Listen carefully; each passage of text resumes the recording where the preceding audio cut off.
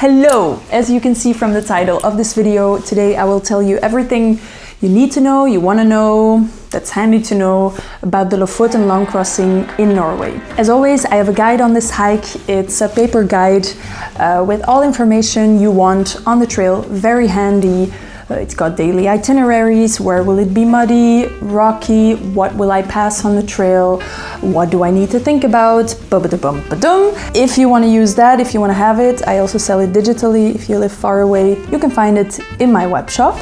But today I will give you all my tips that I have collected about this trail specifically. I asked you on YouTube, I asked you on Instagram what you want to know, and I bundled it into this video. Let's go! First thing I will talk about, I think it's the first thing I talk about in every informational video, is how to get there.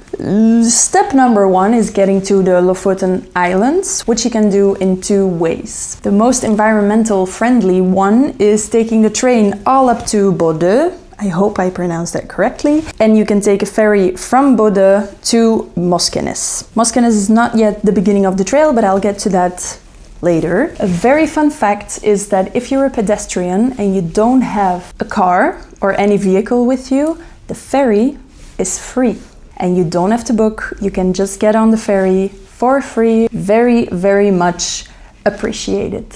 Also, the trains to Bodø are really nice. I took an Interrail pass. This is not sponsored, but the Interrail pass is a discovery for me in Europe. Check it out if you want to go by train. Now, the less environmental friendly option is to fly to the Lofoten, which is possible because Leknes has an airport. If you want to take the plane, possible. Now, once you're on one of the islands, you still have to get to the beginning of the trail, which is Delp. And Delp is kind of really small. Not the easiest to get to, but it's possible by public transport because there are some buses going to Delp.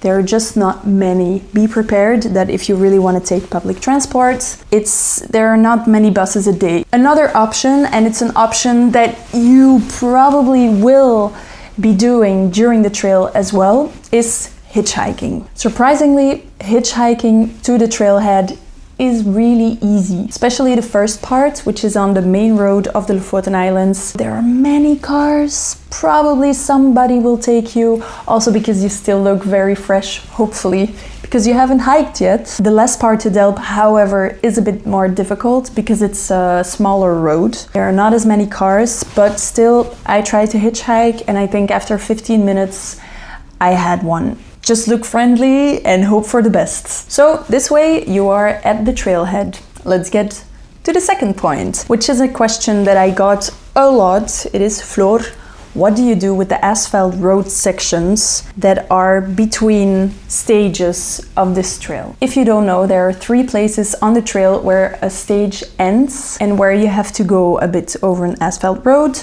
to go to the beginning of the next stage. Some people want to hike these parts on the roads. I would recommend not to do it because these are very busy roads and there's not a special place for pedestrians next to the road. So it's quite dangerous. I wouldn't recommend it. What I would recommend is, again, to hitchhike. Actually, every time I hitchhiked while I was on the trail, somebody picked me up in 3 minutes maximum. And a nice experience because you can talk to people. If you are a bit skeptical to hitchhike, I have a blog article that talks about hitchhiking, how to give yourself the best chances to get picked up, and how to be as safe as possible. So if you want to read that, I will link it in the description down below. Now, back to the asphalt road sections. There are 3. The first one is between Kleppstad and Vikjorda. It's between stage 3 and 4, and it is 13 kilometers long. If you want, you can hike this. The first part is quite on a busy road, but I know some people have done it. The second part is really not a busy road, which makes it way safer to hike there. The second asphalt road is between Leknes and Nap, which is between stage 5 and 6. This one is 13.5 kilometers and it goes through a tunnel. This tunnel is prohibited for hikers, which means you cannot pass through it. So you will have to go through this tunnel either by bus, because there is a bus, or by car. And then the third one is between Ramberg and Fredvang, which is only 6 kilometers, but this one goes over really small bridges. Again, not really nice if you're a pedestrian, because there is not a special dedicated place for the pedestrians on these bridges. So that's on the asphalt road sections. Third thing is floor.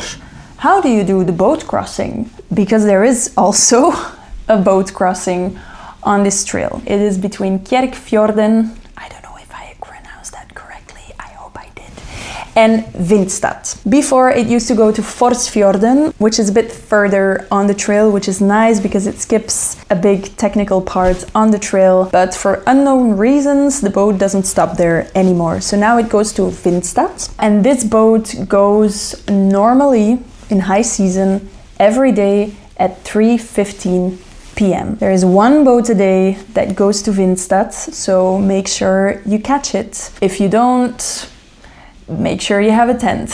You can pay by card on the boat. It's pretty big, it's a ferry, so you don't have to reserve a place. It takes you to Vindstad, and from there you can go on the trail. Really nothing to worry about, just make sure you're on time. Fourth thing is waymarking. I can be really short on the waymarking, there is none. And the trail is not that clear in many sections, so I really recommend you to take a good GPS or a good map, but maybe really also a GPS. So that's on waymarking, really short. Fifth thing is floor. How hard is this trail? I have to admit it was harder than I expected it to be. The terrain is not that easy, it's quite technical. Sometimes it's boggy, so really wet, and sometimes it's really rocky and kind of steep. It's not waymarked. In fact, it was really reminiscent of the Cape Wrath trail. And the weather is quite unpredictable, so it was hard.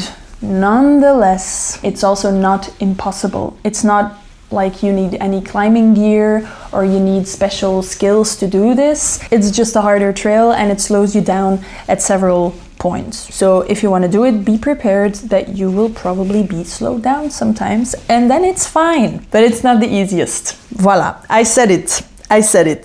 Sixth thing, resupply, not unimportant. I have good news for you, because right in the middle of the trail after stage 5, you pass by Leknes, and Leknes has a big shop, it has a big supermarket, and it has a big outdoor shop. They have Real Tourmaat, freeze-dried meals, good bars, maybe some gear if you need some extra gear. You pass that in the middle of the trail. The bad news is that that's kind of the only resupply point you will pass on the trail. There are 2 others. You've got Svolvær, which you pass at the end of stage 2, but the trail doesn't go into Svolvær. So if you want to do a resupply at Svolvær, you will need to make a little detour of a couple kilometers. And then you've got Ramberg, and Ramberg is at the end of stage 7, if I remember correctly. And there is a small supermarket, not the biggest. It's not like Leknes, but they have some stuff. If you are creative, you will definitely be able to do a good resupply there. That's on resupply. The next point is wild camping. And I mean, wild camping in Norway is lovely. Norway has this thing called the Allemannsretten, which for wild camping means that you can wild camp anywhere you want if you are 150 meters away from a building at least. If you do that, you can stand anywhere you want. Please, please, please follow the leave no trace principles, because hiking is getting more popular. I think it's everyone's responsibility to keep the trail clean. But wild camping, really nice. In terms of terrain, sometimes, especially in the steep sections, of course, it will be hard to find a wild camping spot, but more or less, I would have to say next to the lakes, there are wild camping spots. Voila. So voila, that's on wild camping, which brings me to a question I got, and that question is if it's possible to do the trail without a tent. So sleeping strictly in huts or at B&Bs or whatever. It is almost possible. Let me explain. It is possible, except for 2 parts where it's harder. The first point is at the end of stage 3, which is Kleppstad or Vikjorda, if you go to the beginning of stage 4. There, are no B&Bs or hotels or huts or anything. Maybe you can find a solution with finding maybe a transfer to somewhere nearby where you can stay the night and come back and do stage 4. I'm sure that's possible, and I'm pretty sure people will have done that in the past. And the second point is at Gammen, which is at the end of stage 4. Gammen is a small hut. It's an open mountain shelter, which means first come, first served. There is place for 4 mattresses, so you still need to take a mattress with you. If there are other people, you cannot stay there. Now, if you're in bad luck, you can also take the second option, which is to do the next stage already, which means you will do a double stage all the way into Leknes, but that's a really long one because it's 30 kilometers long. Those 2 are not the heaviest stages of the trail, but still it will be a really long day if you do that. It is possible. If you have a good pace, it's possible. And in Leknes there are hotels, B&Bs. There you will definitely find something to sleep. Now, even if you manage these 2 points, it's still hard. The villages you pass are sometimes really small, with 1 B&B, maybe something else, but if you want to do this, make sure you make a plan beforehand, way beforehand, and you book also way beforehand. So it is possible, but kind of hard. And quite expensive as well, but I will talk about money later. Another thing I want to say about this is that you will pass 2 DNT huts along the way, which is Selfjordhytta and Munkeby. These are huts that are well maintained and where you can book a bed.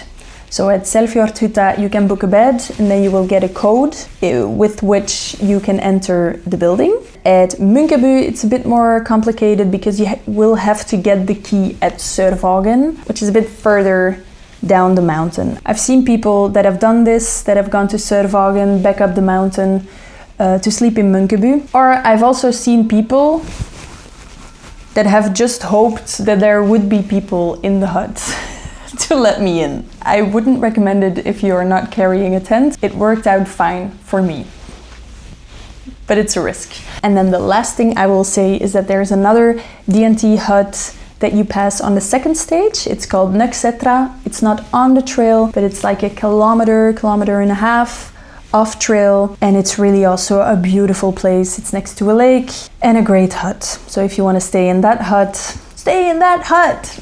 You can. On to the next thing. I touched on it really briefly. It is money. What about money? It's a question I get a lot because, of course, obviously it's Norway.